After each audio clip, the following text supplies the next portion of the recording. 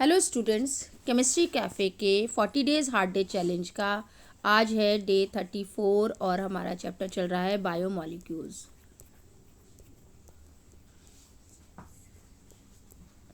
ठीक है, बायोमॉलिक्यूल्स में कुछ क्वेश्चंस हम ले रहे हैं। आज का पहला क्वेश्चन है, which of the following pairs represent anomer.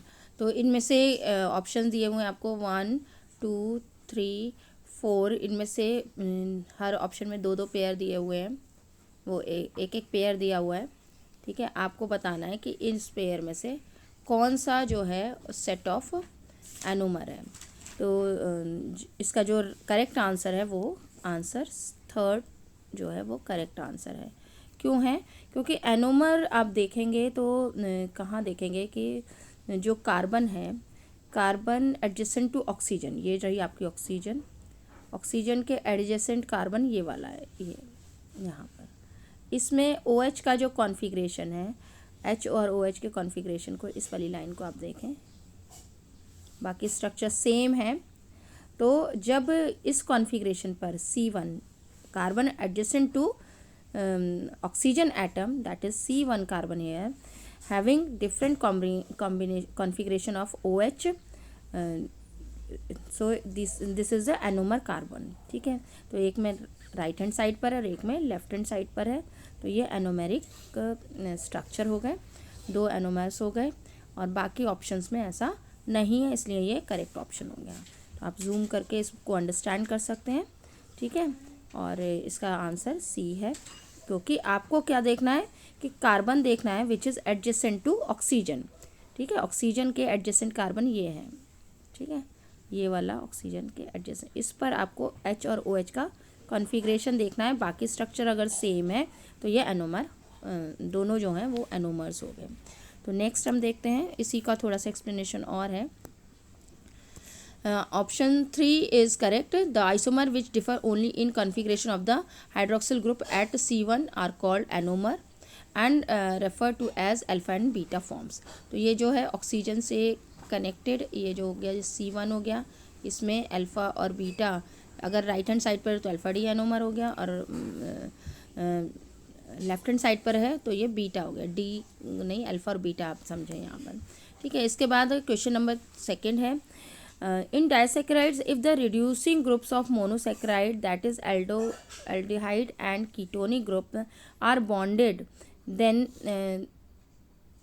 they are non-reducing sugars. Which of the following disaccharides is a non-reducing sugar? मतलब इन्होंने पहले डिफाइन कर दिया है कि वो डाइसैकेराइड्स जो है जिनमें एल्डिहाइड या कीटोनिक ग्रुप जो है, फंक्शनल ग्रुप जो है, वो बॉन्डेड हो जाता है, मतलब बॉन्डिंग में इन्वॉल्व हो जाता है, इट इज़ नॉट फ्री। तो ऐसी शुगर्स को या ऐसे डाइसैकेराइड्स को हम नॉन रिड्यूसिंग शुगर्स कहते हैं। तो ये आपको एक्सप्लेन कर दिया। उसके बाद आपको 4 ऑप्शंस दिए गए हैं, उनमें से 4 ऑप्शंस में से आपको पूछा जा रहा है कि कौन सा ऑप्शन नॉन रिड्यूसिंग शुगर का है। तो ऑप्शन सी इज़ करेक्ट है।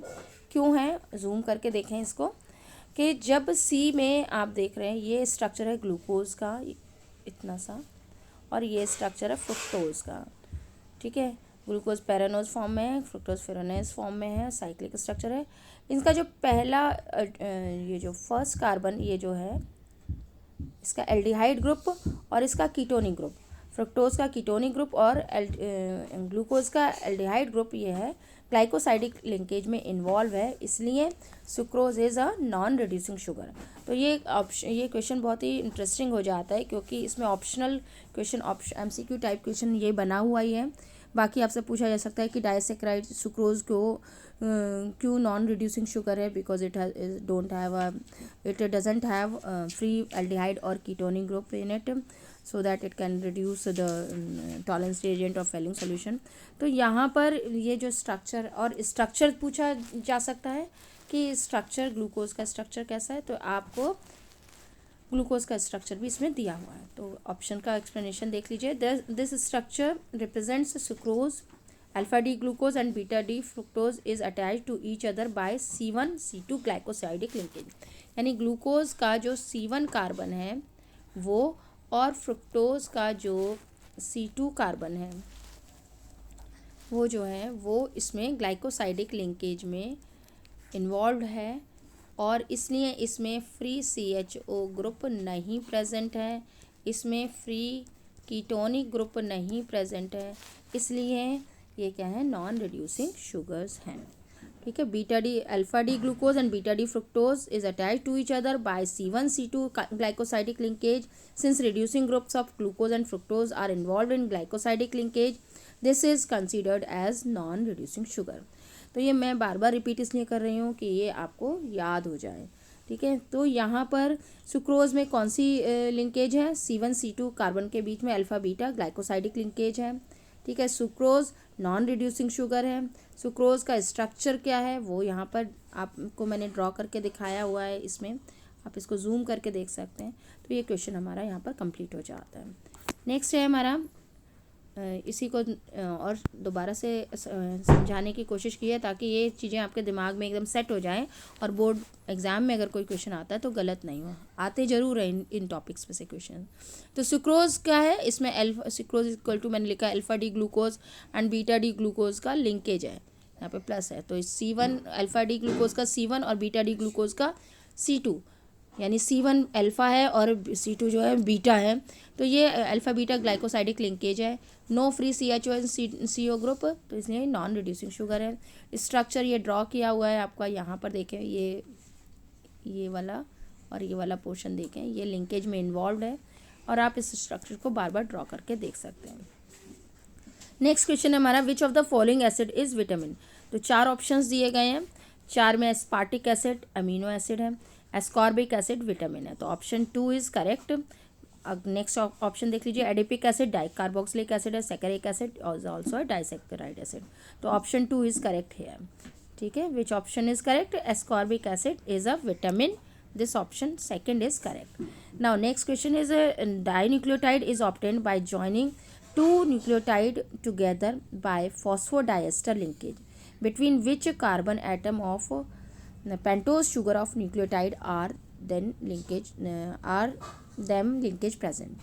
ठीक है, तो क्वेश्चन बड़ा इंटरेस्टिंग है, इसने बहुत सारी आपको इन्फॉर्मेशन दे दी है जिस पर क्वेश्चंस पूछे जा सकते हैं।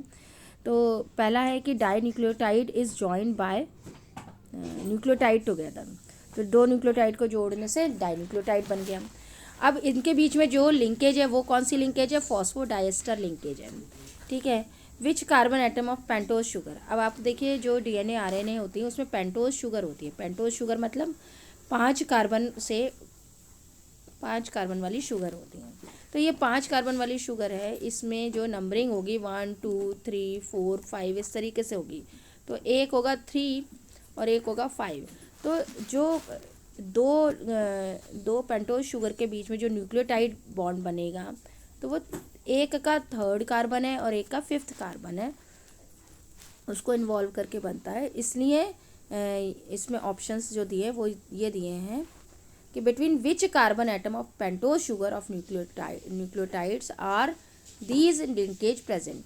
तो 5' एंड 3', मतलब एक न्यूक्लियोटाइड के 5th कार्बन से और दूसरे न्यूक्लियोटाइड के 3rd कार्बन के बीच में ये लिंकेज प्रेजेंट होगी। बाकी ऑप्शंस रॉन्ग है, इसलिए ऑप्शन 1 करेक्ट है। तो between pentose sugar of nucleotides, यानी कि 5th कार्बन ऑफ एक पेंटोज और 3rd carbon of 2nd pentose, इनके बीच में फॉस्फोडाइएस्टर लिंकेज प्रेजेंट है। तो क्वेश्चन ये भी आ जाता है न्यूक्लियोटाइड्स के बीच में कौन सी लिंकेज प्रेजेंट है, तो नाम आपको लिखना होगा फॉस्फोडाइएस्टर लिंकेज। क्वेश्चन ये भी आ जाता है कि जो ग्लूकोज यूनिट्स हैं या फिर जो भी आपके डाइसैकेराइड्स हैं, ओलिगोसैकेराइड्स हैं, उनके बीच में कौन सी लिंकेज होती है उनकी यूनिट्स के बीच में, तो वो ग्लाइकोसाइडिक लिंकेज होती है। तो लिंकेज पर ये क्वेश्चंस पूछे जा सकते हैं, तो इन्हें भी तैयार कर लें। नेक्स्ट हमारा है, nucleic acids are the polymers of nucleotides. ये बहुत सिंपल सा क्वेश्चन है, मैंने इसलिए लिया है क्योंकि इसको थोड़ा सा एक्सप्लेन कर सकते हैं हम यहाँ पर। Nucleic acids are polymers of nucleotides, ये सबको पता है। न्यूक्लिक एसिड्स आर न्यूक्लियोटाइड्स, तो पॉलीन्यूक्लियोटाइड्स हैं तो ये न्यूक्लियोटाइड से मिलकर बने हैं। अब न्यूक्लिक एसिड में क्या होता है कि एक चेन होती है, शुगर और उसके साथ फॉस्फेट। ये एक न्यूक्लियोटाइड का स्ट्रक्चर, शुगर फॉस्फेट, और इससे शुगर से जुड़ा हुआ तो है, पेंटोज शुगर से जुड़ा होता है नाइट्रोजनस बेस। ये जो बनता है ये एक आपका एक न्यूक्लियोटाइड बन जाता है। अब ये न्यूक्लियोटाइड अगर दोबारा जोड़ा जाए दूसरे न्यूक्लियोटाइड से शुगर और फॉस्फोरस के ये फॉस्फेट एंड शुगर के बीच में, तो ये इस तरीके से बेस शुगर से जुड़ा होगा और फॉस्फेट, तो ये पॉलीन्यूक्लियोटाइड चेन बन जाती हैं। तो ये समझ में आ गया होगा। एग्जाम्पल न्यूक्लियोटाइड्स के क्या हैं, DNA and RNA. Which of the following, next question है, which of the following B group vitamins can be stored in our body. तो बी के एग्जाम्पल हैं vitamin B1, B2, B6, B12। तो इसमें जो B12 है वो बॉडी में स्टोर हो जाता है because it is insoluble in water. जो सॉल्युबल होंगे वो क्या करेंगे, डिज़ोल्व होकर बॉडी से बाहर भी निकाले जा सकते हैं। ठीक है, नेक्स्ट क्वेश्चन है हमारा 7th question, which of the following carbohydrates are branched polymer of glucose. तो ये क्वेश्चन हमने पिछले वीडियो में भी लिया है।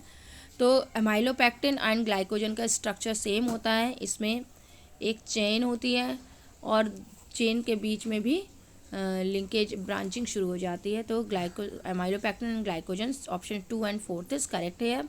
अमाइलो एंड सेलुलोज जो है वो ब्रांच स्ट्रक्चर नहीं होते हैं। नेक्स्ट क्वेश्चन है, identify the anomeric carbon atom in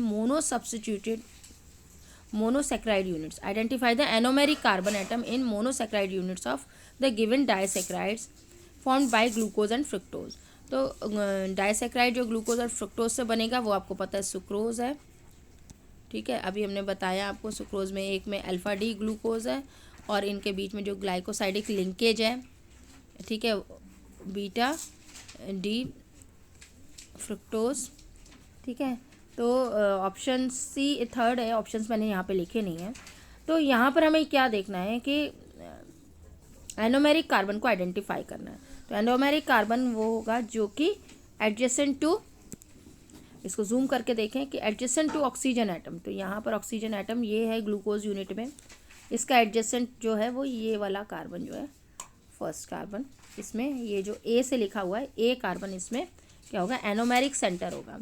दूसरा, अगर हम फ्रुक्टोज यूनिट को देखें तो फ्रुक्टोज यूनिट में भी एडजेसेंट ऑक्सीजन के एडजेसेंट कार्बन ये है जो कि लिंकेज से में भी है।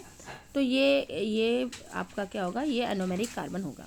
तो option third, a carbon of glucose and A carbon of glucose जो ए से मैंशनड है यहाँ पर, and B carbon of fructose adjacent to carbon to oxygen atom which differs in configuration of hydroxyl group.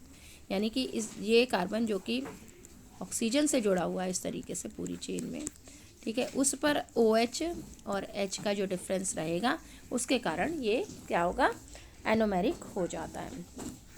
तो आज के लिए बस इतना ही, इसको तैयार कीजिए। और फिर अभी तो बहुत लास्ट वीक चल रहा है हमारा ये 40 डेज़ हार्ड डे चैलेंज का, और ये बायोमोलिक्यूल्स चैप्टर के ख़त्म होते ही हमारा ऑर्गेनिक केमिस्ट्री का रिवीजन कंप्लीट हो जाएगा। तो थैंक यू वेरी मच।